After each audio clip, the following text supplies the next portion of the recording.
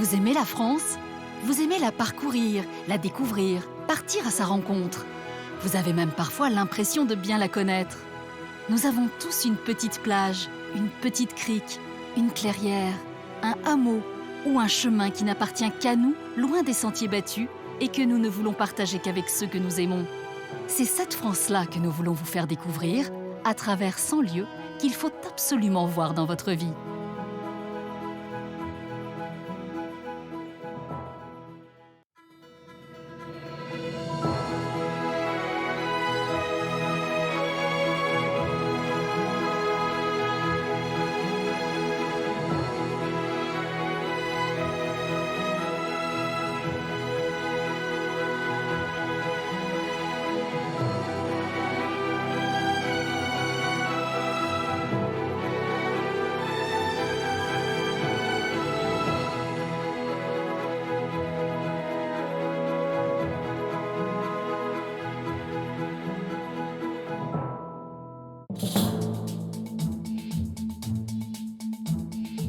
Des monts désertiques de l'Aubrac, aux gorges du Tarn, des causses sauvages aux sentiers sinueux des Cévennes, la Lozère dévoile une infinité de trésors.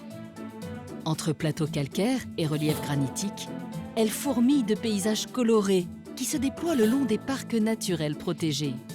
Waouh, quel paysage! C'est magnifique vu d'ici. La Lozère est un écrin de verdure et de tranquillité qui ressource et inspire. C'est une espèce de quiétude, de sérénité, c'est hyper paisible. Mais c'est aussi une terre de légendes et d'histoire. C'était quelqu'un aussi qui voulait montrer son pouvoir, donc il y avait des richesses parce que la pièce est très ostentatoire. Et le territoire d'expression de savoir-faire ancestraux. Oh, cette machine! Alors venez découvrir ces châteaux, ces édifices religieux ou autres palais minéraux. Et avec les amoureux de ce terroir, embarquez pour une balade d'exception en Lozère.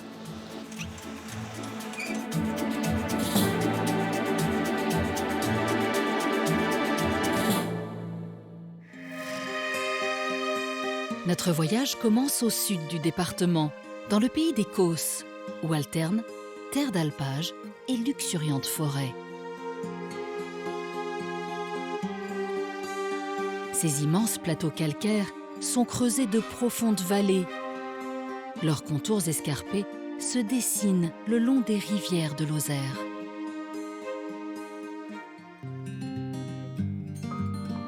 Tombé sous le charme de ces lieux pendant une promenade à VTT, Jean-Philippe a changé de vie pour s'installer définitivement en Lozère avec sa famille. Et aujourd'hui, il a décidé de nous faire partager un de ses coups de cœur découverts presque par hasard, le hameau de la Sablière. Au bord des eaux turquoises du Tarn, il est accueilli par Albin, le maître des lieux. Quel endroit magique! Bah oui. Je te le confie? Allez. Allez. Attention, lui, il sait pas nager. Pour atteindre le hameau, deux solutions. Une longue marche par le haut de la montagne pour les plus courageux, ou la traversée du Tarn, beaucoup plus rapide. Voilà.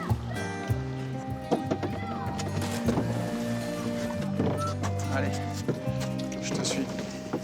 Voilà, bienvenue en rive gauche. Merci, Albin. Dès les premiers pas à la Sablière, on pénètre dans un autre monde. Une atmosphère à part qu'Albin a souhaitée, en réhabilitant cette construction posée sur un piton rocheux à flanc de montagne. C'est incroyable. Donc là, la partie en haut, c'est la sablière haute. Il y a deux corps de bâtisse. Sablière haute, sablière basse. Fallait quand même Fallait y penser, ouais. fallait y penser. Hein, Le vouloir, le vouloir. Je suis stupéfait. À la terrasse. Incroyable. Là, t'as une très belle vue sur le Tarn. Notre frontière naturelle. La frontière naturelle, La l'Aveyron, Lozère. Lozère. On est chez nous. Il y a un patrimoine bâti là qui est incroyable. Tout en lauze calcaire, c'est... Et l'histoire, tu la connais? Là, ouais, on a les traces du bâti au XIe siècle. C'était un lieu d'ermitage des sœurs bénédictines du Rosier qui venaient ici. Et après, donc paysannerie pendant de nombreux siècles, là, j'ai pas trop de traces. Et surtout une rénovation haute bourgeoisie, début du 19e. Incroyable. Et du coup, maintenant, C'est un lieu qui est quoi alors? Comment on peut le décrire? Un associatif? Alors c'est complètement associatif. Ça fait 5 ans que l'association a été créée. Là, on a des missions donc, d'éveil environnemental, sociétal et culturel. Fabuleux. Je suis fan.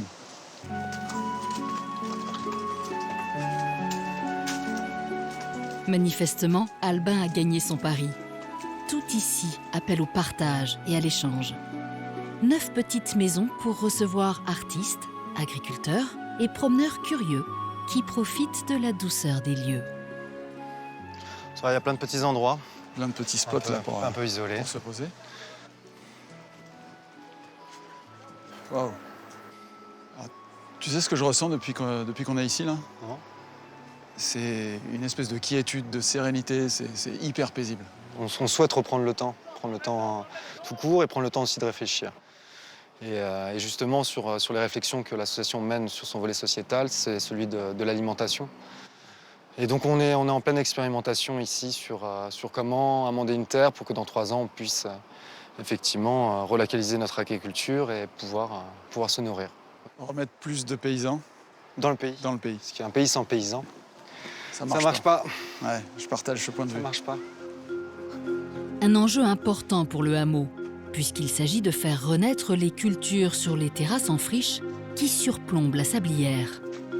Écoute, à réhabiliter ces bancelles là, c'est... On est vraiment en train, aujourd'hui on est vraiment au stade expérimental.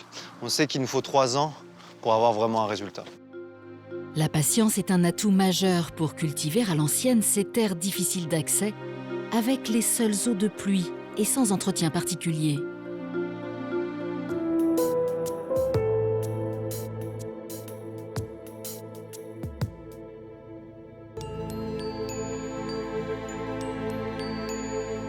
Revenir à la source, comprendre le travail des anciens pour mieux appréhender le futur, c'est peut-être aussi ce que Jean-Philippe a en tête en allant rejoindre Hélène à la ferme d'autrefois, sur le Causse Méjean.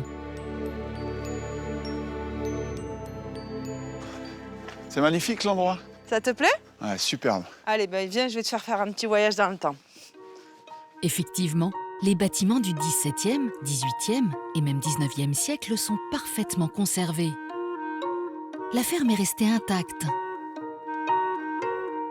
Arrivé sur l'aire d'abattage, on pourrait presque s'attendre à voir un fermier en plein travail. C'est là qu'il dépiquait les céréales pour séparer le grain de la paille.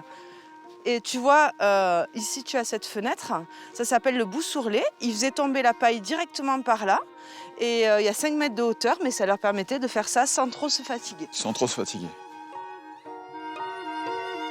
Une fois la récolte achevée, le grain était choyé et protégé.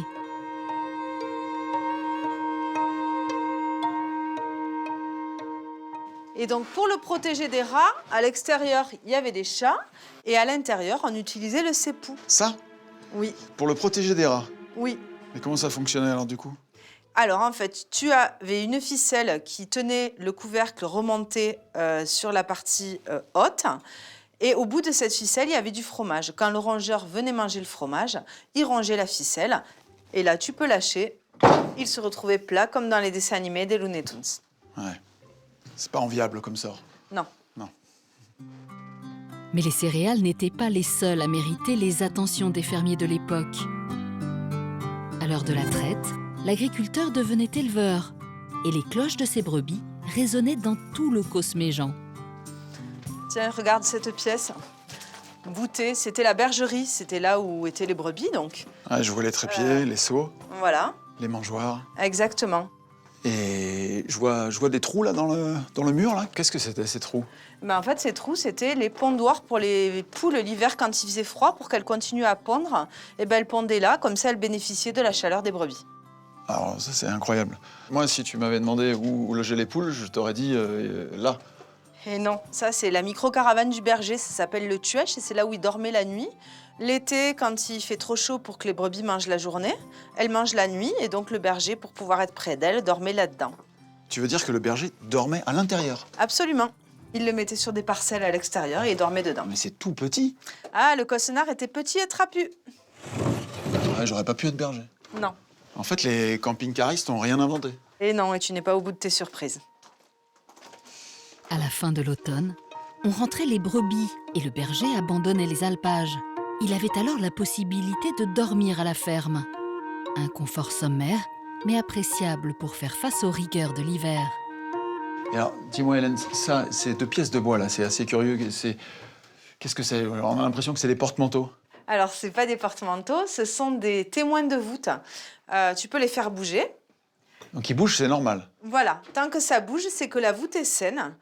C'est incroyable. Le jour où il s'arrête de bouger, c'est que la voûte s'affaisse, l'encercle l'empêche de bouger. Tu veux dire que c'est là pour s'assurer de la solidité de la voûte, en fait? Absolument. C'est mis à la construction, donc dans une partie construite au XVIIIe siècle. C'est hyper ingénieux, parce que moi, c'est la première fois que je vois ça. Et oui, c'est fait pour durer. Sur le Cos, on fait du solide. Ouais, bah oui. C'est pour ça que les maisons durent aussi longtemps.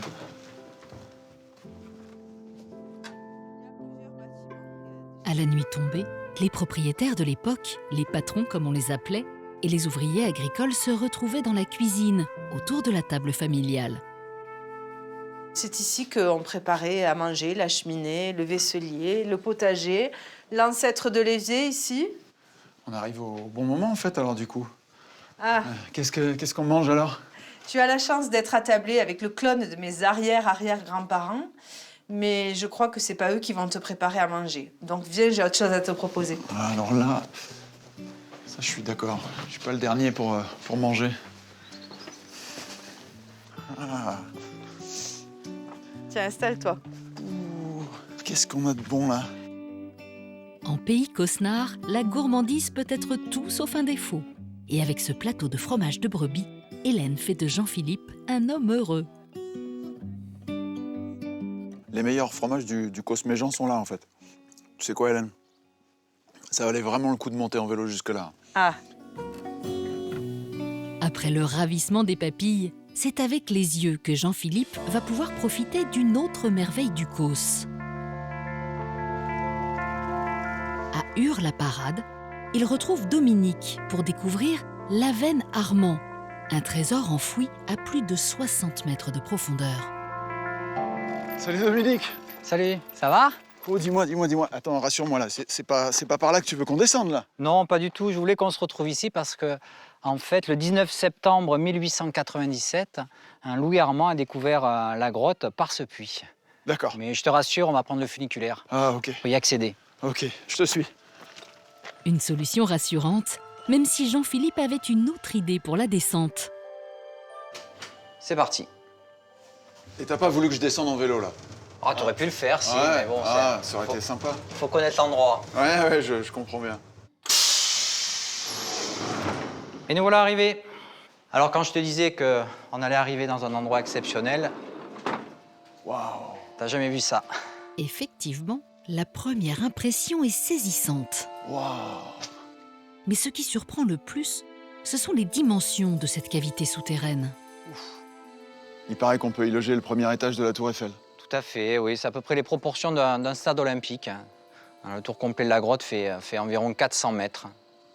Donc là, c'est le puits qu'on voyait tout à l'heure où on était à l'entrée. Tout à fait, oui. À l'extérieur, donc c'est un gros entonnoir et ensuite il y a cette longue cheminée verticale. Donc c'est un Avenne, un accès au monde souterrain calcaire, creusé par le passage de l'eau, comme il en existe des centaines sur le Cosméjean. Et alors, les explorateurs, les premiers, sont descendus par là.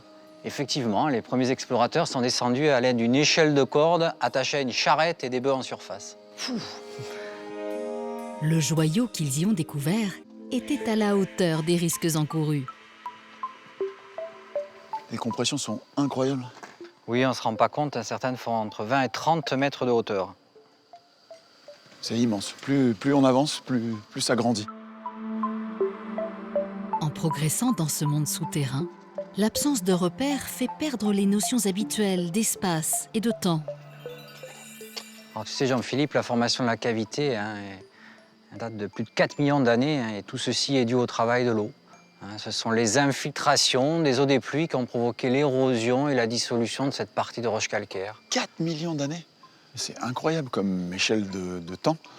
Mais du coup, j'imagine qu'il y a plein d'histoires, plein de légendes. Il y a des gens qui ont habité, par exemple, cette grotte? Non, en fait, avant le 19e siècle, les gens ne s'aventuraient pas dans les mondes souterrains par superstition, ils avaient peur. Pour eux, ces avennes sur l'Écosse, connues depuis toujours, jamais explorées, étaient des accès vers l'enfer.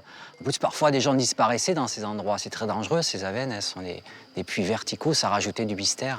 Ouais, je te quitte pas, je reste avec toi alors. Sous la surface de la Terre, les interprétations ne manquent pas et l'imagination prend vite le pas sur la raison. On croirait une forêt de sapins presque. Oui, c'est une véritable forêt de pierre. Les premiers explorateurs l'ont appelée la forêt vierge. C'est vraiment à ça que ça fait penser. Si le charme de ce palais minéral opère, c'est grâce à un très long processus de création. Alors à la Veine-Armand, les gouttes d'eau tombent de très très haut. Elles explosent littéralement sur la tête de la stalagmite. C'est ça qui donne ce côté. Alors déjà, ça donne cette forme en pile d'assiette, tu vois, ou des troncs d'arbres de palmier. Ça provoque l'écrasement de la goutte d'eau sur un plan horizontal et dans toutes les directions. Ensuite, il y a des courants d'air à la Veine-Armand qui dévient les chutes de gouttes d'eau. Et ces gouttes d'eau accentuent leur dépôt sur ces petits rebords d'assiette et ils se prolongent vers le haut comme par magie. Ces courants d'air chaud ascendants favorisent la cristallisation aux extrémités de ces feuilles ainsi formées. Ce genre de concrétions en forme de palmier, comme on appelle, sont très très rares. Elles ne grandissent, elles ne progressent plutôt que de quelques centimètres, quelques millimètres tous les 100 ans. Et alors, il y en a combien là? Parce que les compressions, on en voit partout. En fait, il y a 400 stalagmites à la Veine-Armand qui font plus d'1 mètre et c'est la plus grande concentration au monde. Un record parmi tant d'autres pour cette cavité où règne la démesure. Et du coup, celle-là, elle est gigantesque. Très impressionnante, oui, c'est la plus grande au monde. Elle mesure 30 mètres de hauteur, on s'en rend pas compte. 30 mètres. C'est la plus grande stalagmite à ce jour connue dans le monde. Au monde? Ouais. D'accord. Ouais. Et c'est en Lozère? Et c'est en Lozère. Ouais, génial. Exceptionnel.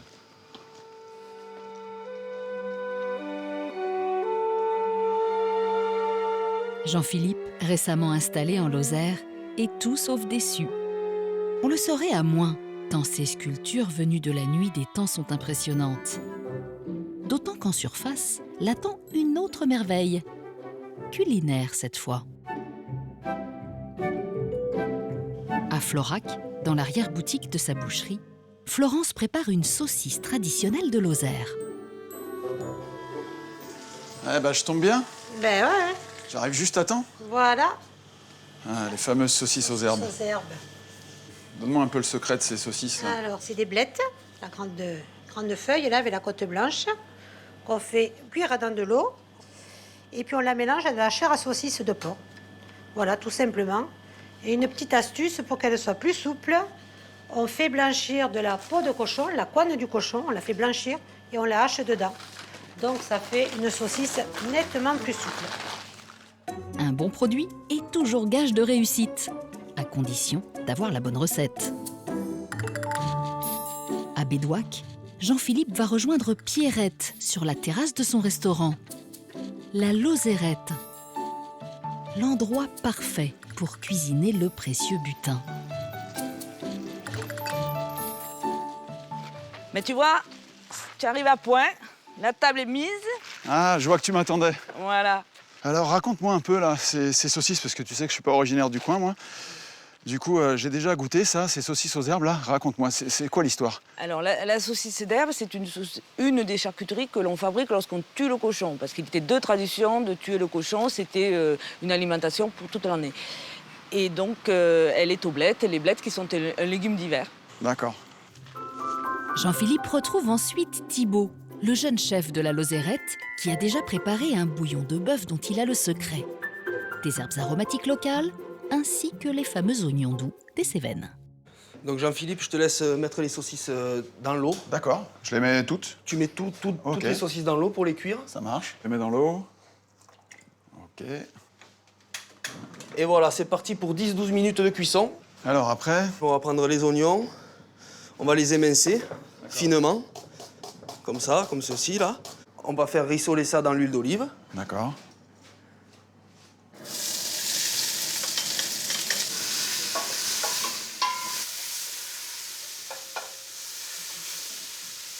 Les saucisses sont cuites, hein, Ok. et on va les sortir pour après les trancher. Regarde comme elles sont belles, ces saucisses. Ça donne déjà envie. Si tu peux me couper les saucisses et après on va les incorporer dans les oignons. Un peu plus gros, Jean-Philippe. Un bon centimètre et demi. J'ai pas ton expérience. C'est pas mal, c'est pas mal. Généreux, comme la Voilà, Lozère. tout à fait. Voilà, et on va les mettre avec les oignons. Tout à fait. Hop, voilà, c'est parti. Bon. Et là, je rajoute le laurier, alors. Tout à fait. On ajoute le thym, le jus de bœuf, avant de laisser mijoter 10 petites minutes pour que cette charcuterie traditionnelle laisse apparaître une fricassée gastronomique. Ça sentait déjà bon tout à l'heure, mais alors là... je sais pas si c'est mon talent de commis ou plutôt le talent de ton chef cuistot, hein, Thibaut, parce que là, pour le coup, c'est vraiment délicieux. Tu sens la blette? Très parfumé. Maintenant, je vais pouvoir partager cette recette chez moi. Un grand merci.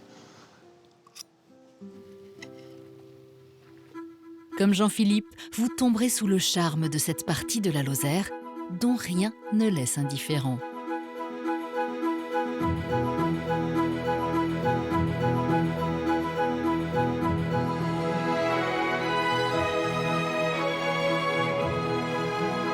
En altitude sur les monts d'Aubrac, on respire fort et bien.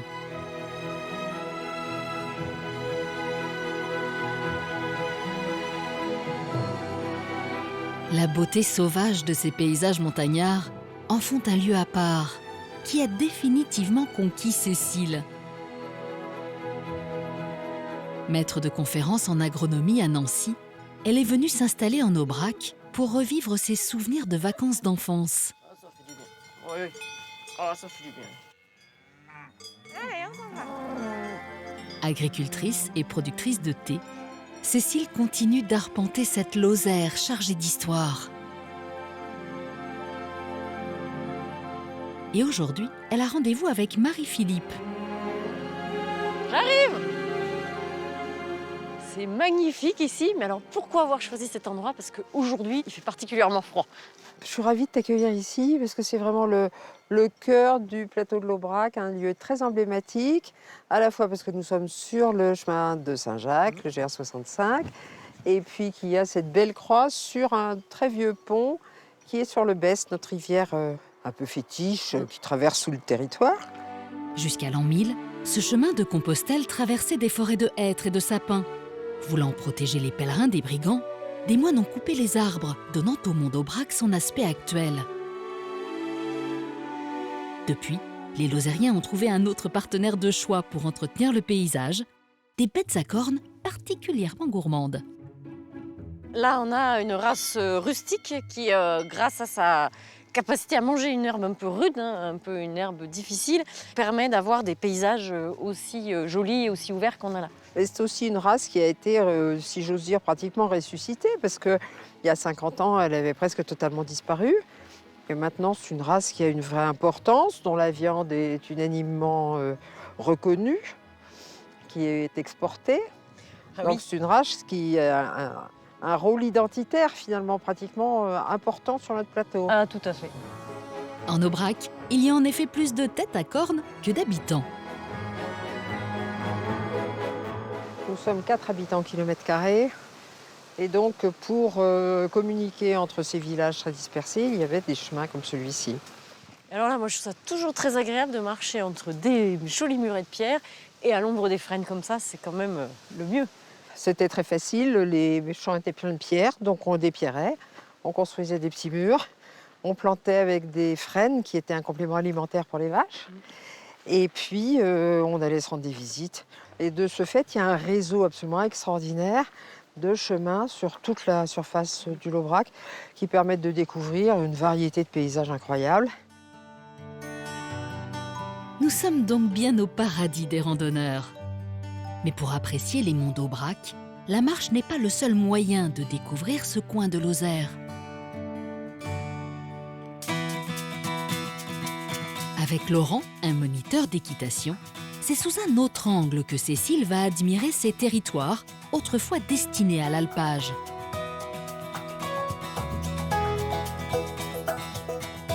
Situées en altitude, les anciennes habitations de bergers, qu'on appelle des burons, ponctuent la balade.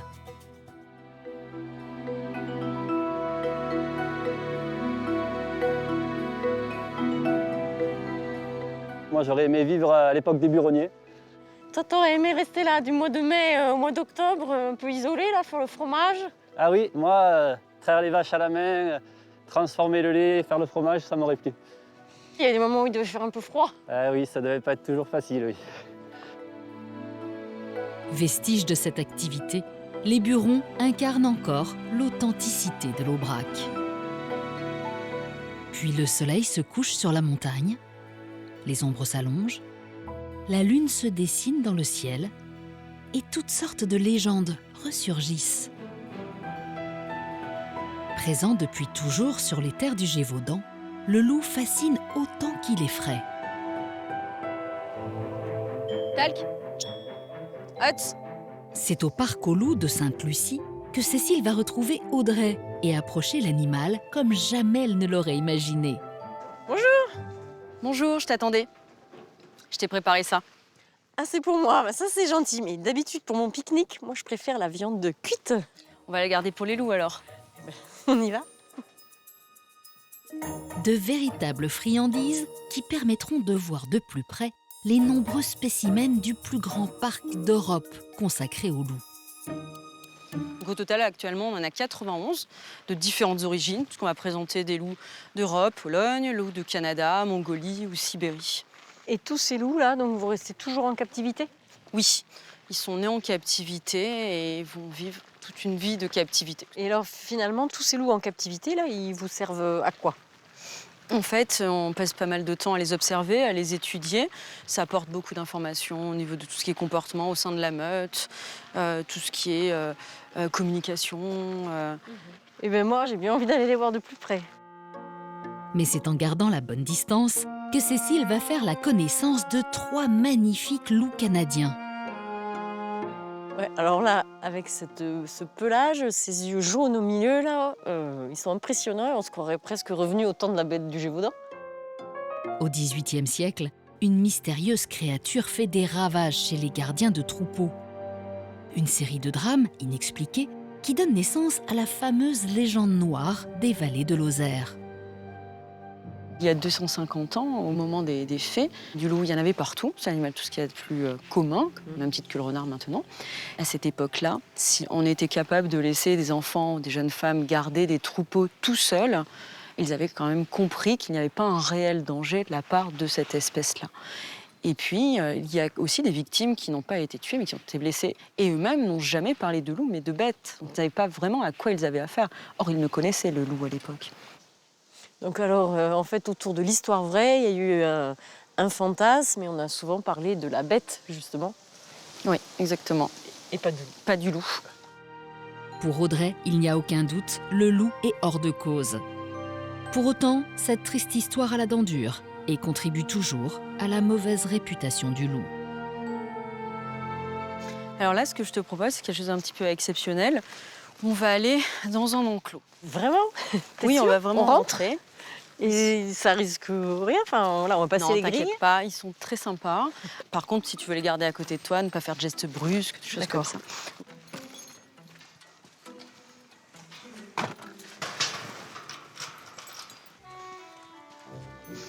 Là, c'est notre meute la plus familière, la plus proche de nous. Donc, ils n'ont pas été élevés au biberon, ils ne sont pas imprégnés, ils sont juste habitués. Et là, on a dans la meute, là, on a le couple reproducteur, enfin dominant. Comment ça se passe? Oui, une meute, c'est une famille, par définition, et tu as un couple qui va diriger, gérer cette meute. La plupart du temps, c'est le couple fondateur de la meute, tout bêtement, ce sont les parents. Ce que tu donnes là, c'est un repas ou c'est...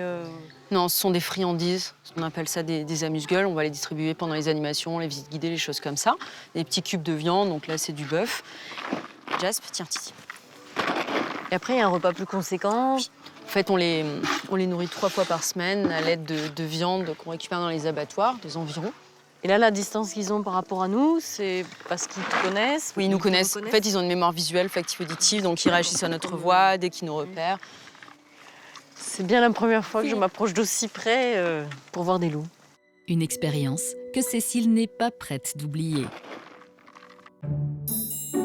Après de telles émotions, il est temps de s'offrir une douce parenthèse. Au pied du Maille Bio, le point culminant de l'Aubrac. Cécile rêve d'un bon thé avec son amie Lauriane, occupée pour le moment à sa récolte. T'as un joli pied là, ça a bien poussé cette année. Il est beau. Oui, il est joli, suivant qu'on est quand même à 1400 mètres d'altitude. Je suis assez contente de la production. Ouais. Seulement quelques kilos de cette précieuse Calaminta grandiflora sont produits chaque année. Plus connu sous le nom de thé d'Aubrac, les anciens disent qu'il possède de véritables qualités digestives et diurétiques. Ce qui est rigolo, c'est qu'il y en a à l'état sauvage juste en bas, là, dans la montagne, et il est beaucoup moins développé, beaucoup moins joli, et il a fini de fleurir. Le fait de mettre la plante toute seule, de la chouchouter un peu, et bien d'un seul coup, elle produit plus. C'est ça qui est intéressant et elle grossit. Pour ces deux agricultrices passionnées, cultiver le thé d'Aubrac est bien une façon de protéger l'espèce. Mais avant la dégustation, il y a encore quelques étapes à franchir. Et il feuille comme il faut, parce que là, tu laisses des tiges. Oh oui, ça c'est va vrai, pas. t'as raison, ça va pas aller. Bon, quand même, les feuillages, c'est toujours utile. Hein. Il y a l'aspect, et puis après, quand on voit le thé d'Aubrac qu'à la tige, quand on le déguste, il est quand même beaucoup plus amer. Donc c'est vrai que, voilà. Au niveau du goût, c'est mieux. Il faut un peu de patience, comme les haricots verts. Oui, c'est vrai, on passe quand même de quelques bons moments à effeuiller avec les copains, avec la famille. Les deux amis séparent minutieusement le bon du moins bon pour ne garder que l'essentiel. Je pense qu'on va pouvoir le mettre sur la clé à sécher. Allez. Hop, merci. Hop, on va l'étaler un petit peu. Ouais. Là, il va sécher combien de temps, là, ici, à peu près? Bon, je vais le laisser 3-4 jours à l'air ambiant, là. Et puis ensuite, je vais l'apporter à la grange au thé pour qu'il soit transformé. En Aubrac, comme ailleurs, après l'effort vient le temps du réconfort et le moment est idéal. Les joints avec là, t'as sorti le grand jeu, la nappe, le petit bouquet de fleurs, on est bien, là, devant le bureau. En plus, on a les vaches qui vont bientôt venir boire un coup avec nous, on est bien. Ouais, c'est vrai qu'elles aiment bien nous tenir compagnie. Mais écoute, je te propose une petite dégustation de thé glacé de l'Aubrac. Merci. Chine. En réalité, Lauriane a surtout hâte de révéler sa dernière création, un gâteau au thé d'Aubrac. Qu'est-ce que t'en penses? Mais on retrouve bien les arômes du thé d'Aubrac, hein, puisqu'on a, je trouve, on a le menthol, ça sort tout de suite, ça. Oui, c'est vrai. Le côté un peu citronné et puis un peu fleuri. Moi, je trouve ça fabuleux, quoi. Mais il est temps pour Cécile de quitter l'ambiance bucolique de ses pâturages pour aller pousser la grille d'une insolite demeure seigneuriale. Dressée sur les terres de la puissante baronnie des Pairs, à 1300 mètres d'altitude, cette bâtisse édifiée au XVIIe siècle fait aujourd'hui la fierté des Lascazes. Cécile retrouve Paul, l'un des descendants de cette grande famille, propriétaire des lieux depuis 150 ans.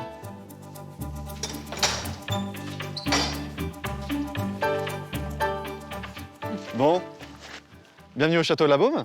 Merci, c'est très beau. Et ça, là, c'est les armoiries de la famille? Alors ça, ce sont les armoiries de la famille qui a fait construire le château. Il s'appelait les Groslay, d'où au-dessus « Je suis Groslay ». Et en dessous, tu as écrit « Assai avanza, assi fortuna passa ». En passant par ici, tu trouveras la fortune. Je te propose qu'on teste notre chance. Allez. Pourtant, loin d'être fortuné, Antoine de Groslay construit la première partie de ce château avec très peu de moyens. Alors là, tu es vraiment au cœur du château de la Baume. Avec ces deux parties, une Louis XIII, l'autre Louis XIV. Ah bon? C'est sous le règne du roi Soleil que César, le fils d'Antoine, va faire fortune et donner au château sa dimension et son aspect actuel. À l'apparence austère, cette demeure d'altitude, construite en lauze et en granit, recèle pourtant bien des trésors.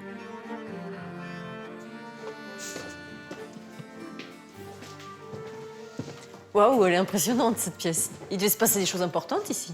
En fait, c'était la pièce à vivre. Donc c'est là où Antoine de Groslay, le seigneur des lieux, recevait les hommages de ses vassaux. D'ailleurs, pour te montrer le côté institutionnel de la pièce, là, sur la cheminée, tu as de nouveau le gironnet des Groslay, leur armoirie.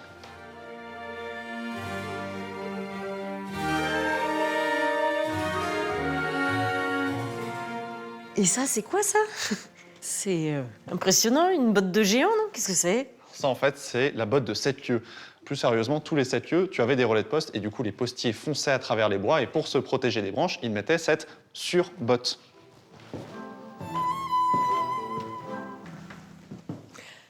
Et là, il y a 2 queues de billard, là. Qu'est-ce que c'est, celle-là? Alors là, tu as une queue de billard contemporaine et là, tu en as une autre. Tu penses qu'on s'en sert comment? Je sais pas, comme ça, là? Exactement. Voilà. Donc ça, c'était la manière dont on y jouait sous Louis XIII. D'accord. Les invités prestigieux se pressaient volontiers dans ce château de 80 pièces que l'on surnommait le Versailles du Gévaudan. Dans cette luxueuse demeure, César recevait la noblesse locale et gérait ses affaires de main de maître.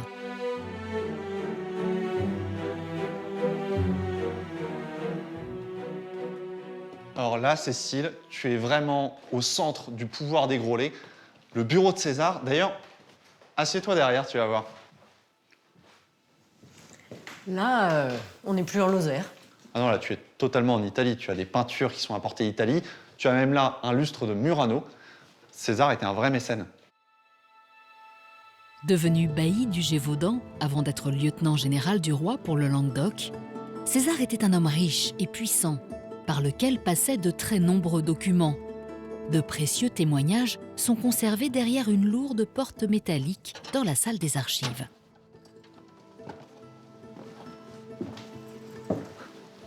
Alors, en fait, un château, ce n'est pas qu'une demeure, c'est aussi un centre administratif. Donc, dans cette pièce, tu as là, par exemple, des actes administratifs ou encore des courriers. Courrier, procès. Courrier de procès, etc. Voilà, tout est d'époque et même, j'ai envie de te dire, des papiers datent d'avant la construction du château, car ils ont récupéré les archives de la baronnie qu'ils ont ensuite triées selon les différentes paroisses de la baronnie, tu vois, tout autour de toi. Dans des sacs aussi, ça se range? En fait, quand on terminait un procès à l'époque, on rassemblait l'ensemble des actes juridiques dans un sac, d'où l'expression « l'affaire est dans le sac ». Délaissé pendant la Révolution et l'Empire, le château de la Baume est passé aux mains des Lascazes. Et pour lui montrer comment, Paul a réservé à Cécile une surprise. Alors là, tu vois, Cécile, tu es dans ce qu'on appelle le couloir Lascazes. Tout autour de toi, tu as les portraits des ancêtres de ma famille. Et alors, il faut que je te raconte, le premier Lascazes qui est arrivé en Lozère, c'était il y a 150 ans. Il s'appelait Emmanuel de Lascazes.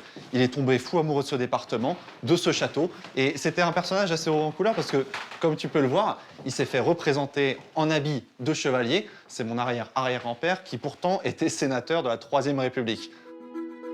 C'est ainsi qu'Emmanuel de Lascazes a fait de ce château un trésor familial.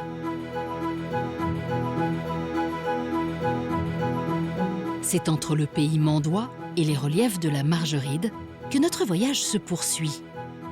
Mende s'étend dans la vallée du Lot.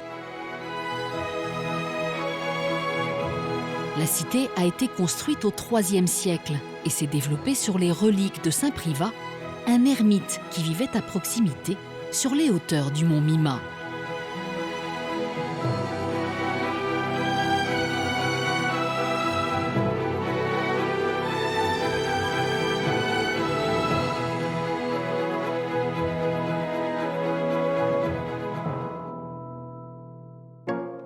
Mandoise depuis toujours, Hélène, bibliothécaire à la retraite, est amoureuse de l'histoire de sa ville.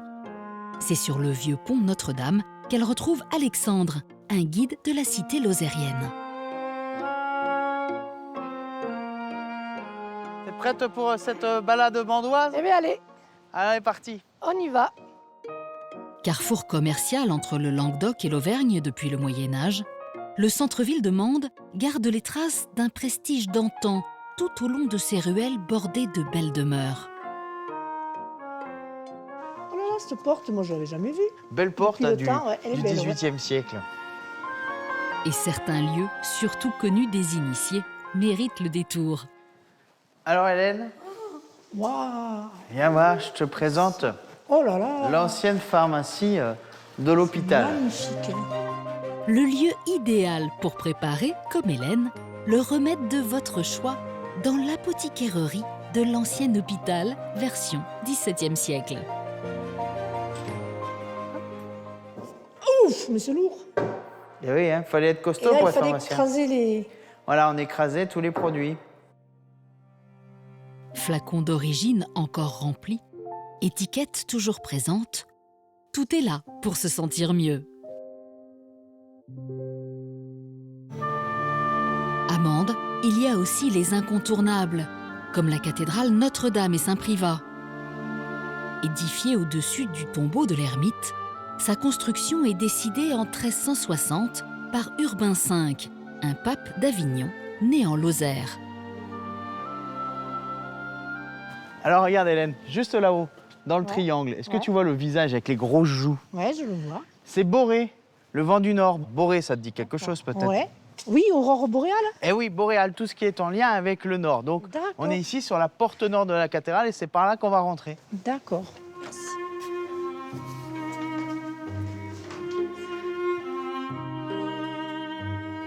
D'inspiration gothique, la nef est flanquée d'imposantes colonnes stylisées, autour desquelles on retrouve une douzaine de chapelles dédiées à de nombreux saints.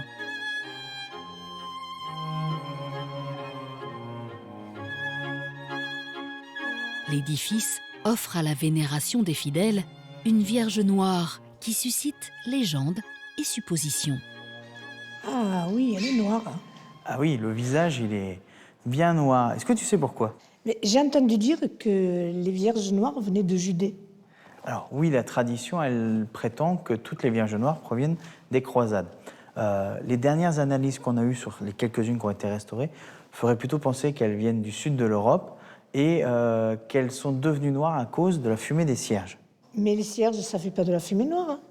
Alors, pas ceux-là, parce que ces cierges-là, ils font pas de fumée, mais à l'époque, c'était de la graisse de porc, c'était du suif. Et donc, ça faisait beaucoup de fumée, et ça a noirci par oxydation. Et donc, la peinture est devenue noire. Elle était blanche à l'origine. Ça paraît logique. Et voici donc levé le mystère de cette Vierge noire. Alors là, regarde.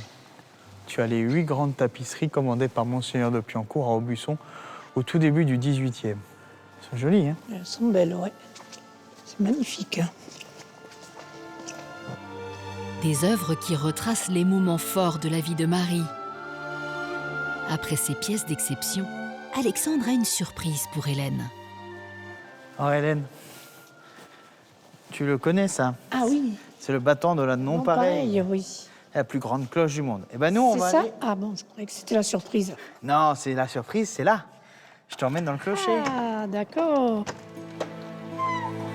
Au XVIe siècle, la non-pareille était la plus grosse cloche d'Europe. En résonnant jusqu'à 15 km à la ronde, elle a largement contribué à la renommée de l'édifice. Avant sa destruction, elle était installée dans le plus décoré des 2 clochers de cette cathédrale si particulière.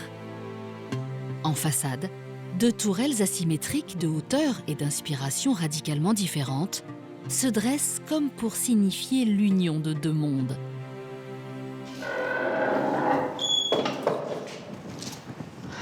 Allez Hélène, on y est. Ah, que je suis contente d'être arrivée. Quand j'étais petite, avec ma maîtresse, j'étais à l'école qui est en dessous.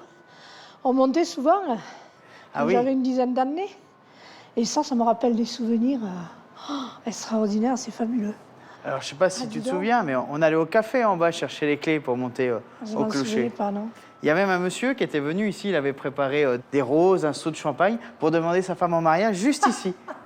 Ah bon, c'est original quand même. Hein. Ah mais c'est une belle idée, hein. Ah ouais. Puis alors avec cette vue, regarde, hein, donc cette vue sur la vallée du Lot qui s'offre à nous. Ah ouais, c'est magnifique. En Lozère, à chaque vallée correspond une histoire unique. Mais c'est aussi une terre au savoir-faire ancestral fortement lié à l'eau. À Langogne, à la filature des calcaires, Titouan attend Hélène avec impatience.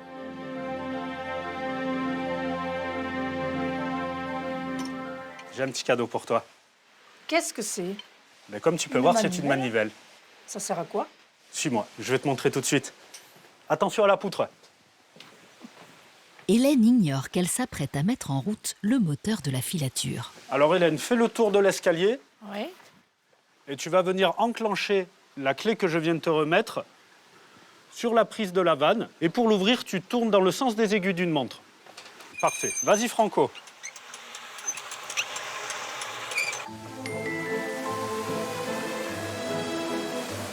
C'est bon, Hélène, tu peux rentrer.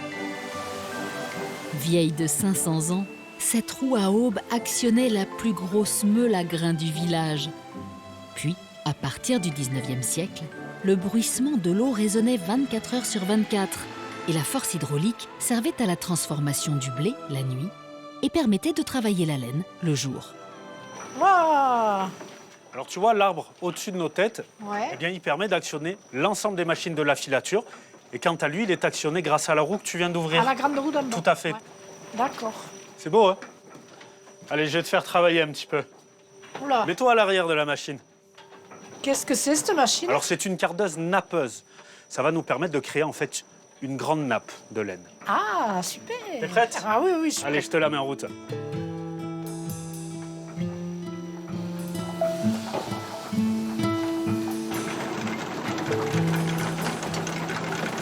Et ce que je vais te demander, c'est de te servir en laine dans le seau à côté de toi et tu viens l'éparpiller sur le tablier. N'hésite pas à en mettre, n'hésite pas. Voilà, tu peux l'étaler sur la totalité. Et alors donc cette étape de cardage que la machine nous fait, eh bien tu le vois devant toi. Des cylindres qui vont nous permettre en fait de venir démêler les fibres de laine qui justement sont entremêlées. Et tu vois, ça te rend ton produit beaucoup plus doux. Ces petits bouts de laine, ça va devenir comme une bobine de fil. Exactement. Hélène se laisse prendre au jeu des transformations successives. Et ce n'est pas une, mais 3 cardeuses qu'elle va utiliser pour obtenir les premières bobines.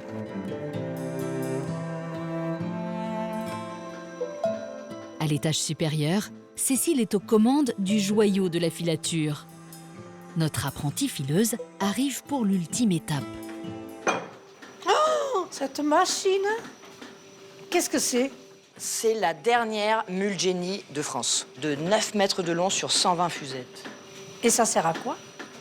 Ça va servir à filer le fil, ou plutôt le pré-fil que tu as réalisé en bas avec la 3e cardeuse. Et on va les filer avec cette machine-là.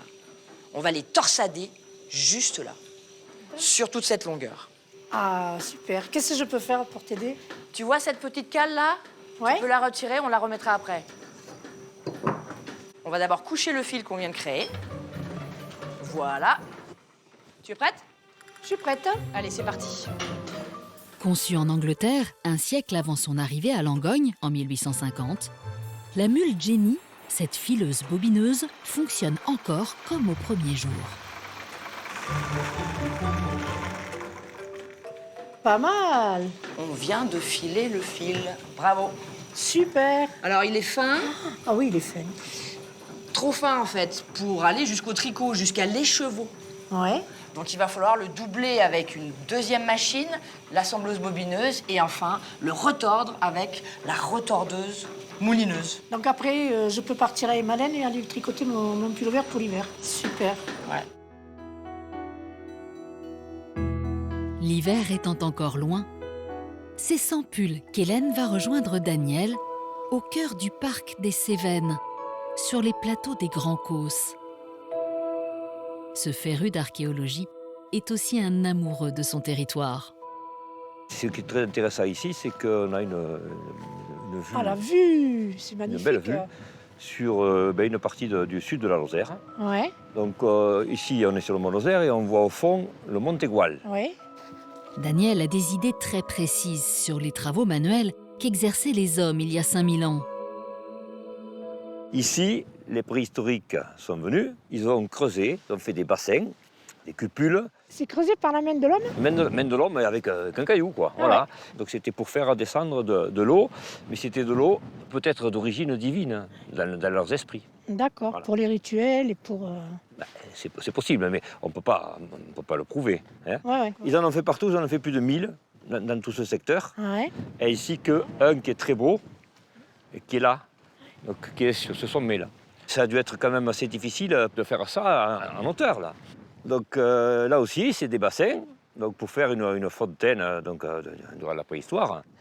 Donc on peut considérer que c'est une douche préhistorique.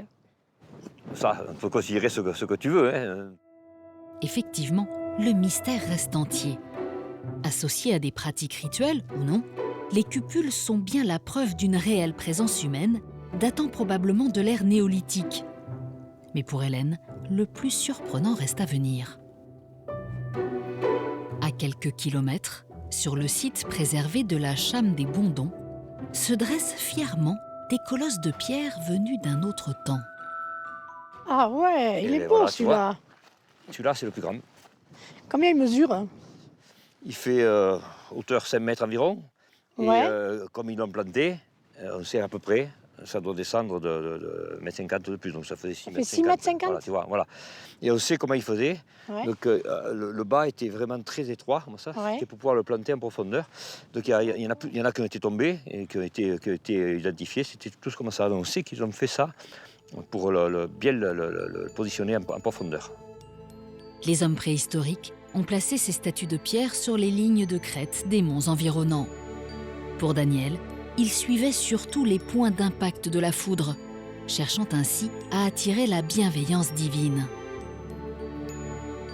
Il y a pas mal de menhirs qui ont été donc découpés par les personnes des environs il y a plusieurs siècles pour fabriquer plein de maisons, parce qu'ils ne savaient pas à quoi ça servait. Donc pour eux, c'était plus facile de découper ça plutôt que d'aller en chercher dans les endroits où... Oui, puis il l'avait à portée de main, là. Voilà. Et donc il y en a beaucoup qui ont disparu suite à ça. Dans cette partie du parc des Cévennes, on trouve plus de 150 menhirs sur moins de 10 km². Il s'agit donc de la deuxième concentration de monolithes après les fameux alignements de Karnak. C'est au son de sa cabrette que Daniel rend hommage à ces terres de légende, comme pour faire résonner plus encore la beauté sauvage de ces paysages de Lozère.